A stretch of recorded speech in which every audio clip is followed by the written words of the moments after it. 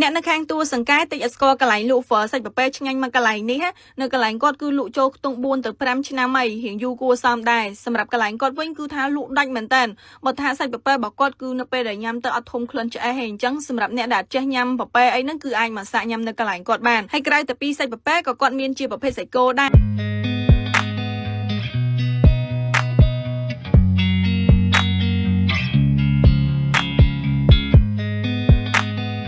សម្រាប់ទីតាំងអ្នក Two Sister ទៅនេះគឺមានឈ្មោះថា Phở ពិសេសតួសង្កែនៅក្បែរវត្តតួសង្កែតែម្ដងដែលស្ថិតនៅលើផ្លូវ907អញ្ចឹងសម្រាប់ពុកម៉ែបងប្អូនដែលចង់ទៅរញ៉ាំជាប្រភេទ Phở សាច់ប៉ប៉ែអីគឺអាចទៅញ៉ាំនៅកន្លែងគាត់បានគាត់លក់ខ្ទង់4ទៅ5ឆ្នាំអី Two Sister ដែលដឹងសោះហើយនៅឡើងចិត្តគ្នាតែម្ដងហើយសម្រាប់កន្លែងគាត់វិញគឺមួយទៅច្រើនពុកម៉ែបងប្អូនព្រោះដោយសារតែទីកន្លែងរបស់គាត់រៀងទលាយសម្រាប់អង្គុយអញ្ចឹងណាហើយខាងនេះវិញគឺជាជំរឿសាច់ដែលខាងនេះគឺជាប្រភេទសាច់ប៉ប៉ែពុកម៉ែបងប្អូនចំណុចពិសេសហ្នឹងគឺប៉ប៉ែនៅកន្លែងគាត់ប៉កែធ្វើមែនតើមានតិចនិចមានវិធីសាស្ត្រនៅពេលដែលយើងញ៉ាំទៅគឺអត់ធំក្លិនឆ្អែតធំក្លិនសាប៉ប៉ែទេគឺគាត់ប៉កែធ្វើមែនតើព្រោះដោយសារយើងញ៉ាំសាច់ប៉ប៉ែអ្វីដែលបារម្ភហ្នឹងគឺខ្លាចនឹងធំក្លិនហ្នឹងតែម្ដងព្រោះដោយសារតែពុកម៉ែបងប្អូនមួយចំនួនអត់ចូលចិត្តជាមួយនឹងក្លិនសាប៉ប៉ែក្លិនឆ្អែតប៉ប៉ែហ្នឹងទេប៉ុន្តែនៅកន្លែងគាត់គឺប៉កែធ្វើពុកម៉ែបងប្អូនអញ្ចឹងចង់ញ៉ាំជាប្រភេទ Phở សាច់ប៉ប៉ែអីគឺអាចទៅញ៉ាំនៅកន្លែងគាត់បាន Twister recommend តែម្ដងហើយចំពោះពេលវេលាបើកលក់វិញគឺគាត់លក់ដល់ទៅ2វេនសម្រាប់វេនទី1គឺមានចាប់ពីម៉ោង6ព្រឹករហូតដល់ម៉ោង12ថ្ងៃត្រង់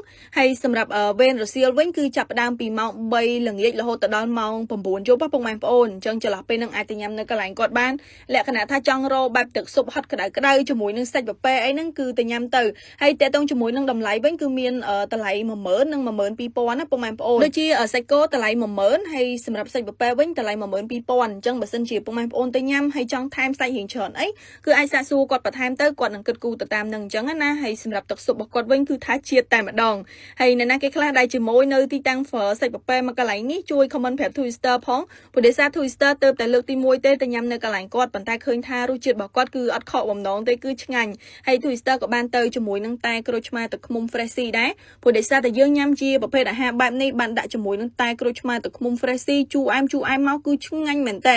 ហើយសម្រាប់វិធីសាស្ត្រនៅក្នុងការលាយទឹកជ្រលក់ពុកម៉ែបងប្អូនអាចមើលតាម Twister បានចំណុចពិសេសនៅកន្លែងគាត់គឺទៅលើម្ទេសឆារបស់គាត់ពុកម៉ែបងប្អូននិយាយទៅគឺថាជាតិតែម្ដងហើយសម្រាប់ចាននៅ Twister កំងហ្នឹងគឺជា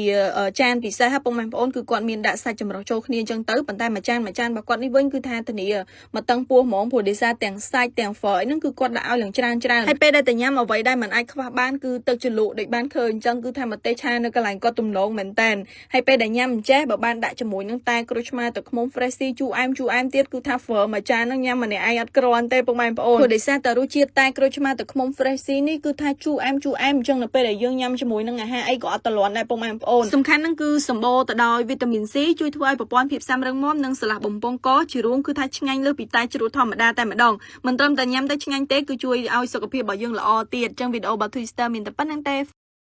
បាយ